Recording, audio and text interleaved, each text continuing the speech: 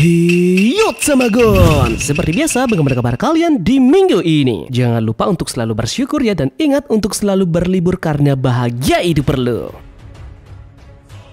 Untuk menunggu manga One Piece chapter 1063 yang akan rilis nanti. Begitu juga dengan spoiler dan beberapa petunjuk yang mungkin akan delay untuk kedepannya. Jadi untuk mengisi kekosongan kita ini, kita akan mencoba melakukan spekulasi liar mengenai beberapa hal yang sudah terungkap di chapter terbaru kemarin. Salah satunya adalah informasi unik mengenai Dr. Vegapunk yang nyatanya memiliki 6 tubuh yang terbagi di beberapa tempat di Pulau Egghead. Hal ini langsung diutarakan oleh salah satu dari agen rahasia milik pemerintahan dunia, yaitu Rob Lucci. Dia sedang mendiskusikan ini bersama dengan teman-temannya dalam kapal. Kita juga akan sedikit memprediksikan kloningan lain yang belum muncul yang menjadi rahasia besar dari Vegapunk. Tentunya banyak sekali pertanyaan yang mengundang misteri pada chapter 1062 kemarin. Jadi kita akan sedikit membahasnya di sini, dan tentunya teori liar kali ini akan terbentuk atas apa yang juga ada dalam manganya.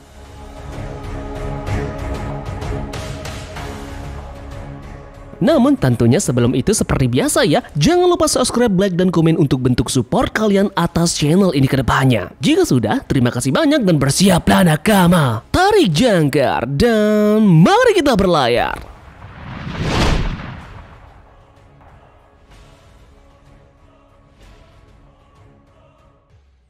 Vegapunk adalah seorang ilmuwan paling jenius dan berpikiran 500 tahun ke depan yang masih saja menjadi misteri dalam dunia One Piece. Di chapter 1062, perawakan serta wajah dari ilmuwan ini masih saja belum terungkap. Eiichiro Oda rasanya sudah sangat lama menyembunyikan penampilan dari Dr. Vegapunk. Sudah jelas, hampir selama 52 tahun manga One Piece ini berjalan. Dalam waktu itu pun, kita masih menantikan sosok ilmuwan ini segera muncul. Chapter 1061 kemarin, kita diberikan informasi segar oleh Eiichiro Oda mengenai keberadaan dari Vegapunk. Dalam chapter itu menyebutkan dan memperlihatkan bahwa Vegapunk adalah sesosok gadis yang cantik yang sangat jauh dari ekspektasi beberapa penggemar yang menyangka dia adalah seorang kakek tua. Namun selanjutnya pada chapter 1062 yang terbaru, hal itu pun terbantahkan. Gadis yang kita lihat mengaku sebagai Dr. Vegapunk di chapter 1061 ternyata adalah salah satu dari 6 kloningan yang dibuat langsung Vegapunk untuk memenuhi kebutuhan dirinya. Mereka ada 6. Pertama adalah kloningan Vegapunk dengan kode Punk 01 dengan nama Saka the Justice. Kedua, kloningan Vegapunk dengan kode Punk 02 dengan nama Lilith the Evil. Ketiga, kloningan Vegapunk dengan kode Punk 03 dengan nama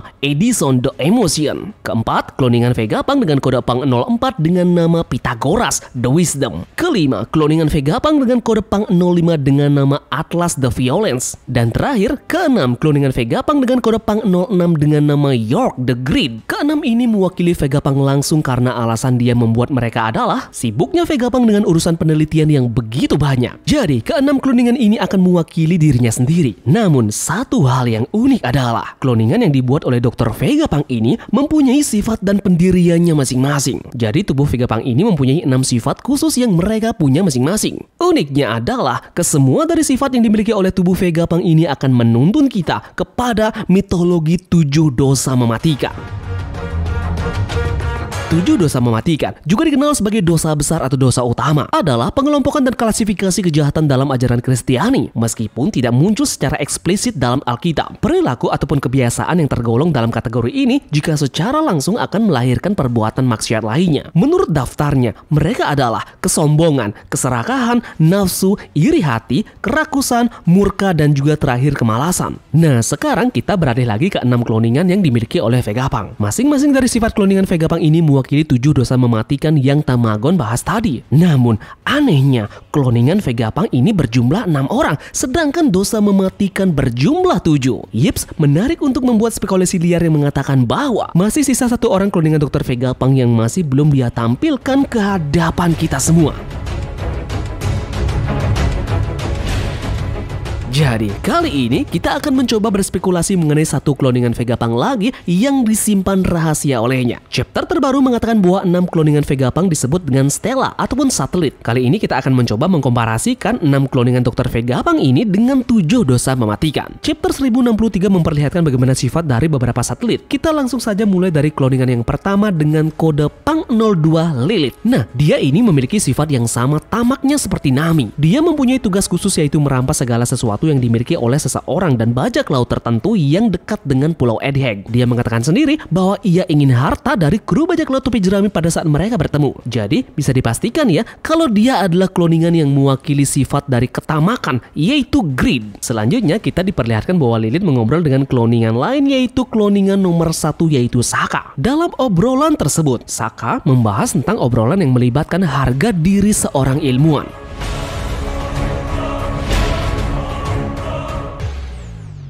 Nah, jadi kemungkinan dengan kata-kata itu bisa jadi Saka akan mewakili sifat dari kebanggaan, yaitu pride. Lanjut, kita diperlihatkan juga kloningan yang memiliki nomor 6 di bajunya yang bertemu dengan kelompok Luffy. Dia bernama Atlas, yaitu Ward. Di sini tentunya ada sedikit miss antara baju dari nomor 6 dengan kertas yang sudah dibawa oleh Rob Lucci. Karena namanya sendiri adalah Ward, maka sudah bisa dipastikan kalau dia mewakili sifat dari kemarahan, yaitu Ward. Ini pun terlihat dari bagaimana pada saat dia menerangkan sesuatu ke Luffy dan kawan-kawannya. Tiba-tiba saja dia marah dan menghantam naga yang ada di sebelahnya. Lantas masih ada 4 sisa lainnya dari sifat 7 dosa mematikan, yaitu envy, lust, gluttony, dan juga sloth. Di sisi lain masih ada kloningan yaitu 3, yakni Edison, Pythagoras, dan juga York. Dugaan tambahan sementara kalau desire akan mewakili sifat dari nafsu, karena desire sendiri berarti hasrat atau keinginan. Jadi besar kemungkinan kalau satelit bernomor 6 atau 5 akan menjadi sifat lust. Lalu untuk dugaan sementara bahwa satelit nomor 3 yaitu Edison akan mewakili sifat dari iri, yaitu envy. Dan satelit nomor 4 yaitu Pythagoras akan mewakili sifat dari kemalasan, yaitu sloth. Lantas siapakah satelit ketujuh yang akan mewakili sifat dari kerakusan, yaitu gluttony? Bagaimana jika plot twist terbesar dalam arc ini akan di luar dugaan kita semua, yang dimana bisa saja kloningan terakhir dari Dr. Vegapunk ini adalah Jewelry Bony?